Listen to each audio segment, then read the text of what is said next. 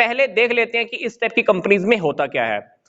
Company के जो members होते हैं कंपनी को एक गारंटी देते हैं एक लिमिटेड लायबिलिटी को पे करने की। यस, कंपनी को गारंटी देते हैं एक लिमिटेड लायबिलिटी को पे करने की, पर ये गारंटी दी कौन से टाइम के लिए है?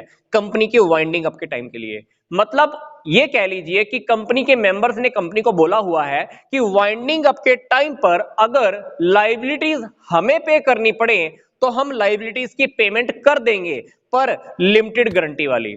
लिमिटेड गारंटी का क्या मतलब है? अब मेंबर्स ने बोल दिया कंपनी को अगर वाइंडिंग अप के टाइम पर हमें 5 लाख रुपए पे करना पड़े तो हम तुम्हें 5 लाख रुपए पे करने की गारंटी देते हैं, पर इसकी लिमिट भी फिक्स है 5 लाख रुपए। अब वाइंडिंग अप का टाइम आ गया, कंपनी मेंबर से 10-10 लाख रुपए मांगे तो मेंबर्स उनको 10-10 लाख रुपए नहीं देने वाले, क्योंकि मेंबर्स ने पहले ही गारंटी दी है, पर वो गारंटी भी लिमिटेड अमाउंट की है। तो इसीलिए इस टाइप की कंपनी के अंदर जो मेंबर्स होते हैं ना, कंपनी को गारंटी देते हैं एक लिमिटेड लायबिलिटी को पे करने की, कि अगर वाइंडिंग अप के टाइम पर कोई दिक्कत आ जाए तो हम लायबिलिटीज को पे कर देंगे।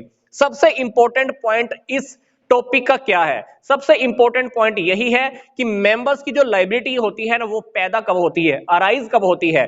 कंपनी की वाइंडिंग अप के टाइम पर। इससे पहले अगर कंपनी इनसे 5 लाख रुपए मांग ले, मेंबर्स को बोले कि चलो 5-5 लाख रुपए दो, तो मेंबर्स 5-5 लाख रुपए पे नहीं करने वाले, क्योंकि मेंबर्स ने गारंटी तो दी है और गारंटी पे करने की भी बोली है कि हम पे कर देंगे, पर कौन से टाइम के लिए? वाइंडिंग अप के टाइम के लिए। तो कहने का मतलब क्या है कि वाइंडिंग अप के टाइम से पहले कंपनी अगर इनको बोले कि अपनी लायबिलिटी पे करो तो ये पे नहीं करने वाले।